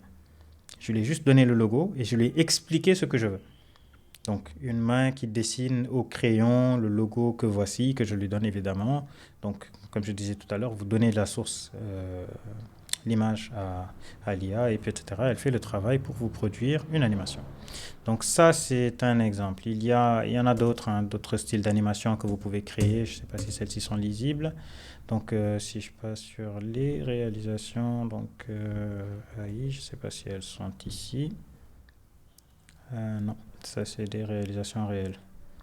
Bref, je vous en trouverai d'autres. Mais globalement, au lieu de produire des documents ou au lieu de produire des images, excusez-moi, des contenus textuels, cette IA-là, par exemple, ou ce lot d'IA qui tourne en local, qui ne dépend d'aucun éditeur, qui tourne vraiment sur mon ordinateur, vous voyez ici qu'il vous dit la RAM que j'utilisais, tout ça. Ils sont un peu plus complexes, mais voilà, je n'ai pas à payer un abonnement ou quoi que ce soit. Il suffit juste d'avoir un ordinateur assez puissant pour le faire tourner. Alors, une précision sur des IA locales. Au-delà de l'aspect abonnement, il faut comprendre que les éditeurs, qu'est-ce qu'ils vous vendent? En vrai, ce n'est pas l'utilisation seulement de leur modèle d'IA, c'est aussi la simplicité d'utilisation. Vous avez vu comment l'interface que je viens de vous montrer semble compliquée, complexe, avec des nœuds, avec ceci, avec cela, alors que les chatbots, ils sont conçus pour être simples et utilisables par monsieur tout le monde. Donc, quand vous allez vers un éditeur ou vous payez un abonnement pour accéder à leurs outils, c'est juste peut-être par souci de simplification et ne pas avoir forcément à utiliser des outils locaux qui sont plus difficiles à mettre en place et plus complexes à utiliser. Sauf que, bien évidemment, le résultat pourrait être le même.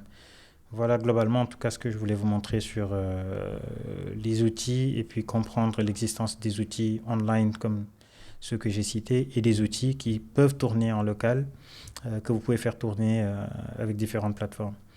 Donc là, on aura à la fin, quand je vous donnerai les outils, donc un logiciel gratuit que vous pouvez télécharger. Bon, d'ailleurs, si ça vous intéresse, pour tester tout simplement pour curiosité scientifique ou intellectuelle, c'est gratuit. Vous notez juste LM Studio. D'accord? Donc vous le téléchargez. Moi, je suis sur Mac, donc il m'affiche la version Mac, je suppose, et je pense, oui, c'est disponible sur Windows en principe. Donc vous allez le télécharger et il est comme ça. Il ressemble à ChatGPT tout court. Vous donnez un message et vous donnez un retour, mais on aura l'occasion de le tester en live. Donc ça, c'est une IA locale totalement gratuite avec des modèles gratuits que vous pouvez faire tourner si votre ordinateur peut le supporter. Voilà. Donc globalement, c'était ça par rapport à la prise en main des chatbots. Maintenant, il y a la partie la plus importante du cours pour terminer, qui est la méthode Corf. Donc, je vais passer à la suite de la présentation. Top, comme là. Je vais passer sur la L3 et on va parler de ce qu'on appelle la méthode Corf. Parce que ce qu'on vient de voir, c'est qu'une IA, pour travailler avec, en tout cas les outils d'IA, les chatbots en particulier, pour travailler avec, vous vous exprimez en langage naturel. Donc, vous lui donnez une information et elle vous produit de l'information. Donc, la requête que vous lui donnez s'appelle un prompt. Alors, prompt en anglais, c'est juste requête, donc demande. Donc, I have a prompt means I have a request. Mais dans ce domaine, dans le domaine de la tech, malheureusement, les mots anglais sont tellement... les mots qui devraient être français sont tellement anglicisés qu'une version française correcte n'existe même plus. Donc là, le message que vous donnez à l'IA pour qu'il vous produise de l'information s'appelle un prompt. Ce prompt, il est composé de quoi? Bon, visuellement, ou là dans dans la présentation, ce n'est que du texte. D'accord? Mais ce qu'on va voir tout de suite, c'est que pour faire un prompt, pour demander à l'IA de faire un travail, ce prompt doit être structuré d'une certaine façon, ou bien doit au moins contenir certaines informations si vous souhaitez obtenir le meilleur résultat. C'est quoi la méthode Corf? On va le voir tout de suite. On va essayer de répondre à la question pourquoi vos résultats sont moyens. Donc, le problème, il ne vient pas de l'outil. Si les résultats obtenus avec une IA sont trop génériques ou trop approximatifs, ce n'est pas une limite de l'outil, c'est le plus souvent un manque de précision dans l'instruction que vous lui donnez. Donc, deux personnes utilisent l'IA, utilisent la même IA, ont le même abonnement ou même la même formule, peut-être gratuite, payante, etc. Elles font la même demande de façon différente, obtiennent des résultats de qualité différente, tout simplement dépendamment de la qualité du prompt. Donc, si vous savez prompter, c'est un nouveau verbe qui est sorti pour dire si vous savez écrire un prompt. Donc, si vous savez prompter, vous obtenez de meilleurs résultats. Et pour savoir prompter, il faut juste respecter une méthode assez basique que je vais vous partager ici, qui est le Corf. Le principe clé, c'est que vous devez aujourd'hui entrevoir la qualité donc, de votre instruction. Donc, la qualité de la réponse de l'IA, elle est directement liée à la qualité du prompt, donc de la requête. Une instruction précise produit un document exploitable. Une instruction vague produit un résultat générique. Je reviens à ce que je disais au début. On a inventé une technologie qui est l'IA, mais on s'est inspiré de l'humain et de ses échanges. Donc, si vous avez un collaborateur à qui vous dites va me chercher un document bleu sur la table, et qu'il y a 5 documents bleus sur la table, de deux choses l'une, soit il vous ramène tous les 5 documents, soit il va réfléchir au contexte de la demande, parce que si vous lui avez demandé dans un cas bien spécifique, par rapport aux 5 documents bleus qu'il trouvera sur votre table, il va essayer de savoir lequel est pertinent par rapport à ce que vous lui demandez, etc. Donc, vous le poussez plus ou moins à réfléchir à quel document choisir et vous ramener quand vous l'envoyez avec une instruction vague. Mais quand vous lui dites, dans le tiroir où il y a les documents bleus, apporte-moi le deuxième document que tu compteras à partir de ta gauche. Il va avoir 5 documents qui sont rangés et qui sont bleus. Il compte de sa gauche, le deuxième document, il le sort. Il n'a même pas besoin de vérifier. Il sait que c'est le deuxième document que vous lui avez demandé. C'est celui qu'il vous amènera, celui qui vous présentera. Donc, qu'est-ce que je viens de dire? C'est que si l'instruction est claire pour votre collaborateur quand vous lui demandez de faire quelque chose, vous avez tendance à obtenir satisfaction par rapport à ce que vous lui demandez de faire. Si l'instruction n'est pas claire ou elle est trop vague, pareil. Et justement, c'est exactement la même chose avec l'IA. Si vous utilisez un chatbot et que vous lui donnez un prompt qui est trop vague en espérant un résultat optimal, ce n'est pas possible. Il est recommandé dans ce cas de figure de travailler sur la qualité donc, de vos requêtes, des questions que vous posez à l'IA et comment vous les présentez. Le prompt, c'est quoi? C'est un point de départ de tout résultat. Le prompt, c'est l'instruction que vous donnez à l'IA, c'est ce que je viens d'expliquer. Donc, c'est une instruction qui détermine la pertinence, donc la précision et la qualité du document généré. Mais on va appliquer ce qu'on appelle la méthode Corf, qui est composée de 4 piliers. Le contexte, l'objectif, le rôle et le format. Donc, dans le prompt, on doit retrouver ces 4 informations. Comment? On va passer par le contexte pour commencer. Dire qui vous êtes et où vous êtes. Bon, je m'arrête sur un point par rapport à ça, c'est que l'IA, si vous l'utilisez avec une fonction de mémoire qui est active, au fur et à mesure que vous l'utilisez, que vous lui donnez des informations sur vous, elle sait qui vous êtes, elle sait à peu près dans quoi vous travaillez, géographiquement, où est l'emplacement de votre travail, de votre entreprise, structure, etc. Bon, là, par exemple, si je vais sur ChatGPT, que je lui dis qui est Ababacar Badiane, donc là, l'IA va vous dire ce qu'elle sait de moi, plus ce qu'elle va aller trouver sur Internet. D'accord ? Donc là, profil entrepreneur, blablabla. Donc elle va aller chercher, elle a trouvé sur LinkedIn des informations, mais évidemment, dès le début, vous voyez, elle me dit qu'il y a Babacar Badiane, sans A initial, c'est un artiste peintre sénégalais reconnu, etc. Donc c'est pas moi. Vous voyez? Donc, si je lui disais l'entrepreneur ou je parle du directeur de telle entreprise, etc., là, il pourra mettre plus de contexte pour identifier la personne. Donc, l'IA, vous lui dites qui vous êtes. Si vous le lui dites et qu'elle le retient en mémoire, plus vous travaillez avec, plus elle va vous sortir des résultats qui sont en accord avec l'identité de l'utilisateur. Sans contexte, la réponse, donc, elle reste générique et peu adaptée à votre environnement de travail. Donc là, exemple, MCD ACU, réunion de supervision de district. Donc ça, c'est un contexte. Pas besoin de faire une phrase littérale, sujet, verbe ou complément. L'IA, c'est juste une machine. Donc, le calculateur qui est derrière n'a pas besoin d'un verbe conjugué, etc. Ce qui est important, c'est là le titre, MCD, la région, donc, ou le département, donc là c'est CIO. Le contexte de la demande, c'est une réunion de supervision de district. Le deuxième élément qui doit tenir dans votre prompt, c'est l'objectif. Donc dire ce que vous voulez exactement. L'objectif précise le type de document attendu et son usage. Donc là, pour plus votre objectif il est clair, plus le résultat est directement exploitable. Là, un exemple, rédiger un compte rendu à destination de la DRS.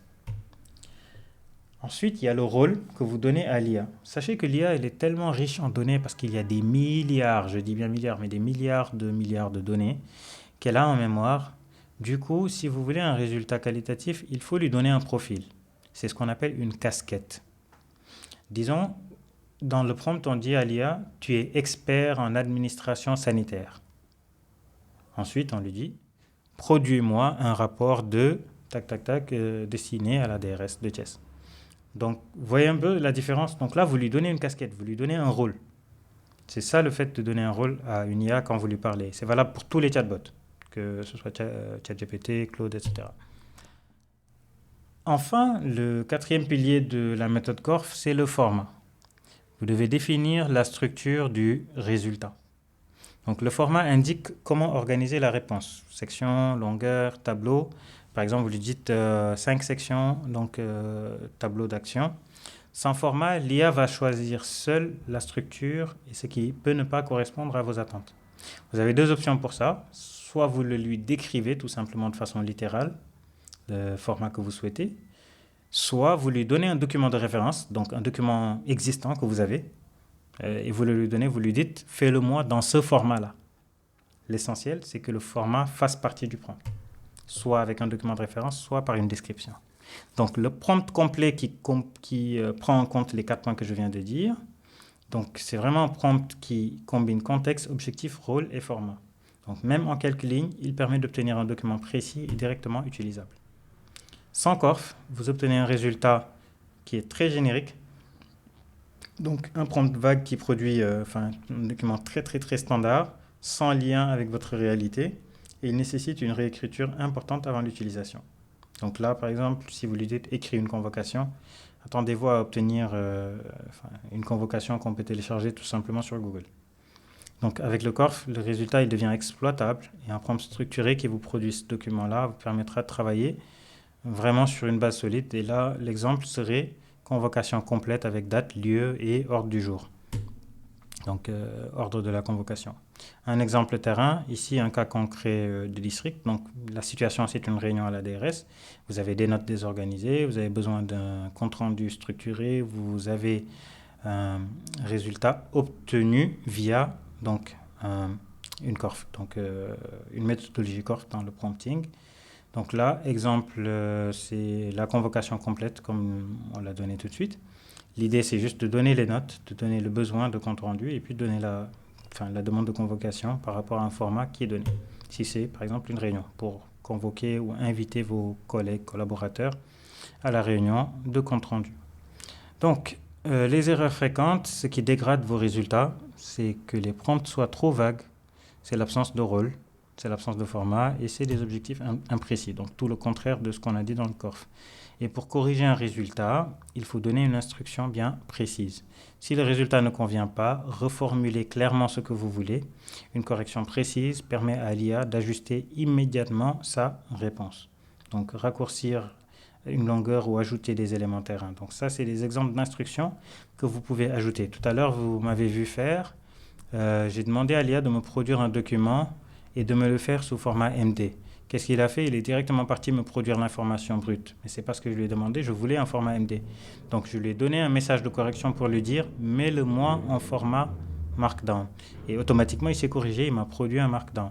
Donc ça, c'est le processus itératif, c'est-à-dire l'IA fait quelque chose, vous lui donnez une correction, donc c'est une deuxième instruction qui va corriger en fait l'output qu'il a fourni en premier.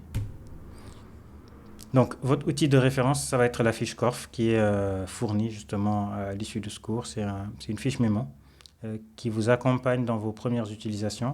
Elle vous permet de structurer vos prompts jusqu'à ce que la méthode devienne naturelle, donc jusqu'à ce que vous soyez habitué à utiliser la méthode Corf. Donc, avec cela, vous allez accélérer donc, vraiment sur le constructeur. Donc, un guide pour vos premiers prompts. Alors, je vais vous montrer le guide. Le tool plutôt. Alors, on était sur... oui, Casto.